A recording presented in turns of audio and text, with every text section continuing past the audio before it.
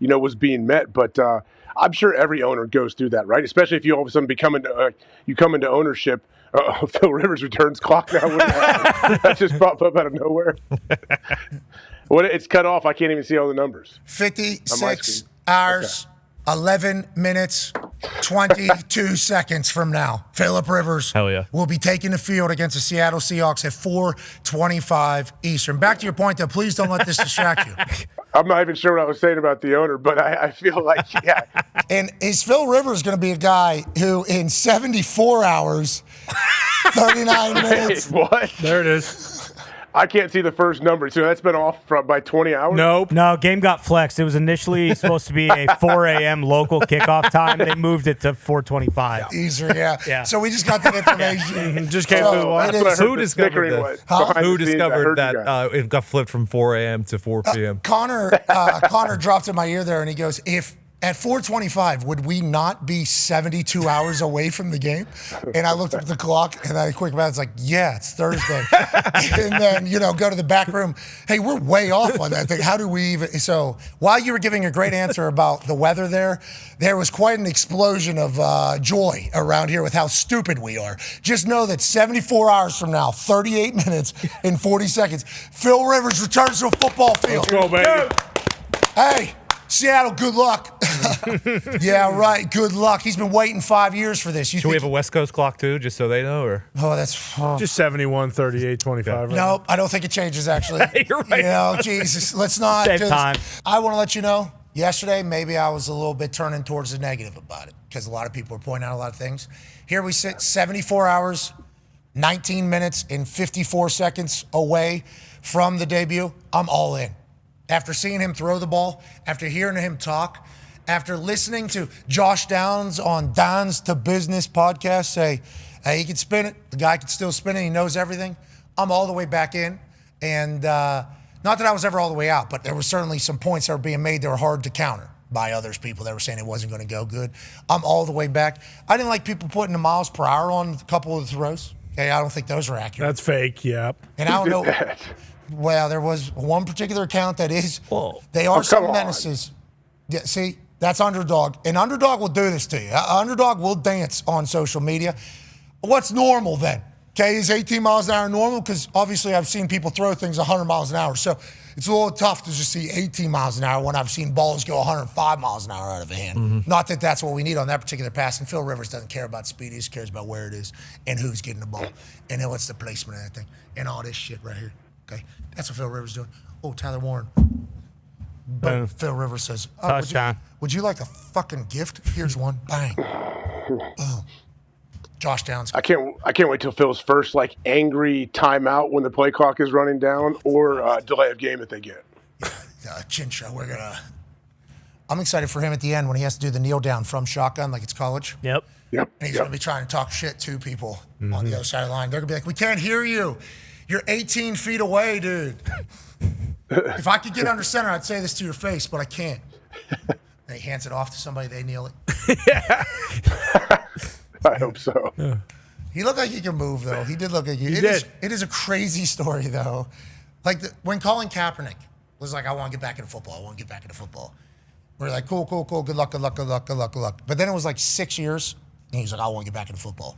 My first take was like, brother, I'm a punter and I've been out of the game for 2 years. I don't even know what my body would do if I had to get back into peak.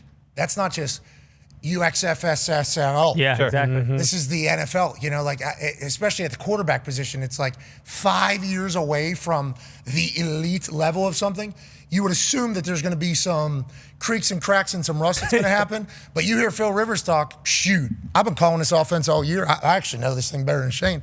And do you know, we made it to the state finals. Is this team going to the Super Bowl without me coming here? That's what I thought. So maybe I'm actually better at this offense than he is. He seems very confident, very, very comfortable. Obviously the same exact person mentally. And then he talked about his family at his press conference. His younger kids obviously haven't really seen him. They've only seen the videos and highlight packages and say, what's the deal? So I think he's driven to have success because he's got an entire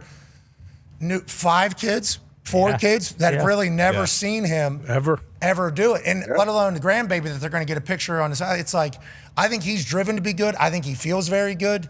And I don't think they're doing this for any other reason than, hey, Why not? We are in Try this. to win. We need to go do this. And it's like, this guy knows our offense completely. Did you hear Cam got upset? I didn't expect that. Cam said he thought it was I didn't hear the quote. I only saw the headline.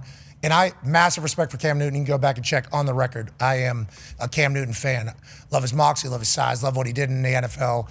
He's allowed to talk about football however the fuck he wants to talk about football. It's his league. It's his sport. He's one of them. So, like, that is what he can do. But he said he was upset that the Colts didn't call him. And it's like, week 15, I think they were just, I didn't even think of Cam.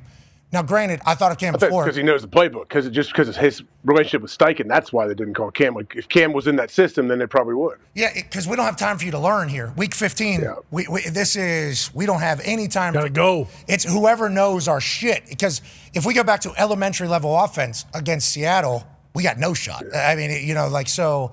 If you change the entire offense to fit one guy, you got no shot because nobody else knows what the hell they're doing. Yeah, so I think the decision was strictly a who knows our shit and then who can execute it conversation first. That's why Sam Ellinger got to work out. A couple of the other people got to work out. We don't have a lot of time. We're still trying to make a run at this thing very much. We've invested a lot of money and a lot of pieces in this roster. We are still going to try to go. And then it all goes down, and then there's a 44-year-old down in Alabama that's coaching high school. Think he can still do it? And then they look online, and there's some TikTok of Phil Rivers throwing to his kid. Yep, fucking saw him. Mm-hmm.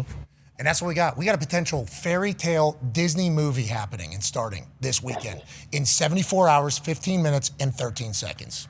Can't wait. So bummed. Game of the week. What's that called? What was that movie? The baseball movie where the old... Oh, The Rookie. Was that Randy Quaid? That's Dennis Quaid. But that was Dennis Quaid. Didn't he come back as like a 60-year-old pitcher and make it in the majors or something? Yeah, but remember the goddamn speedometer on the street. Yeah, it said 64. And he threw it past it, and he walked past it, and it blinks. 94. That's 96. So whatever it was. Yeah. He missed that, so he was potentially going to miss out on his dream. That's Phil Rivers in the backyard.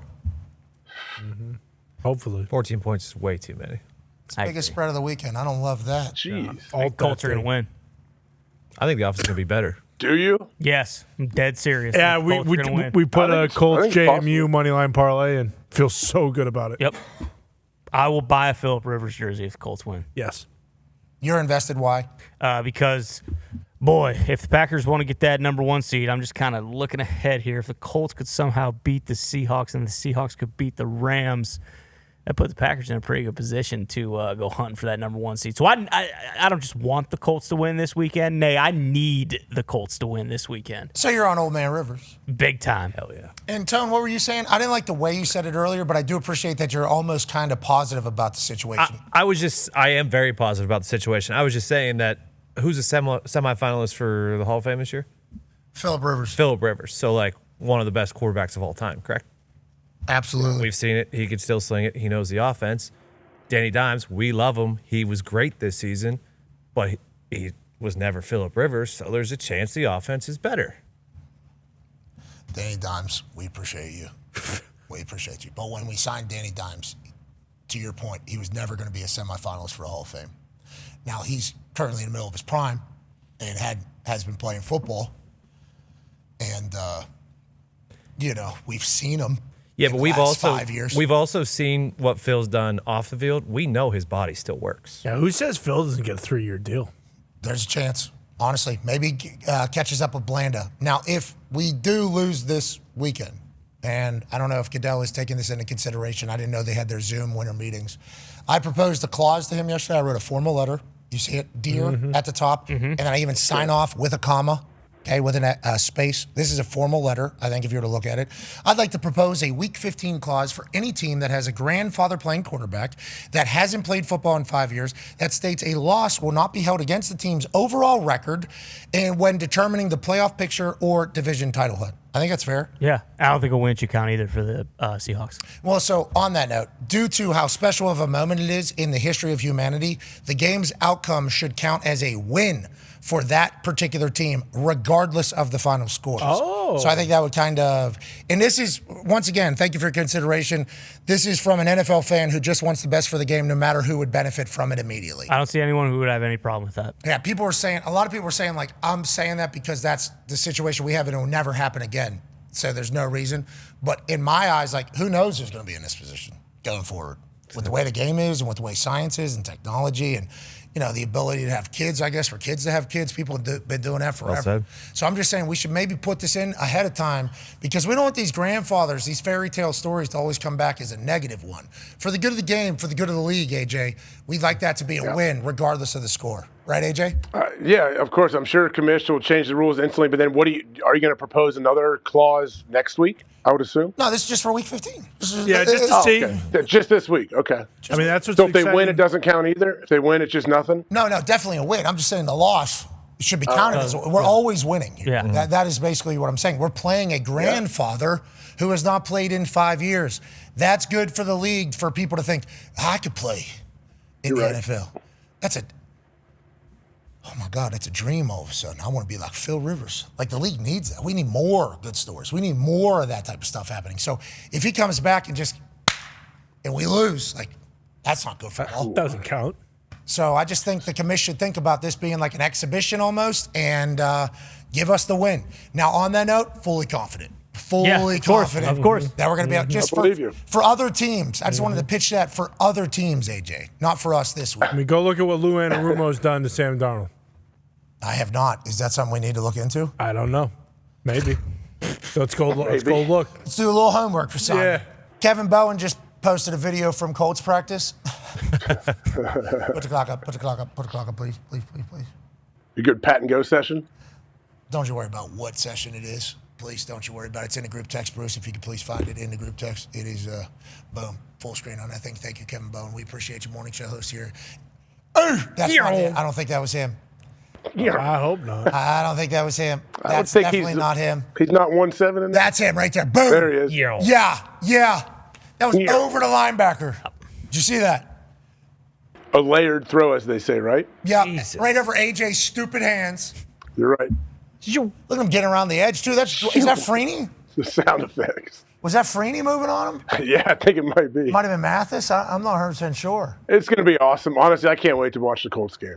So pumped. Hey, he looks good. He is moving. It's great. Look how quick his release is, obviously. That's Phil. Thank you, Kevin Bowen, for that. And that pause, please. Pause, please. That's what it's all about right there. Character. Bingo. What's your character? Exactly. We know what Phil Rivers is. He's a dog. And in 73 hours, 42 minutes, and 35 seconds, he's going to showcase that to the entire world once again.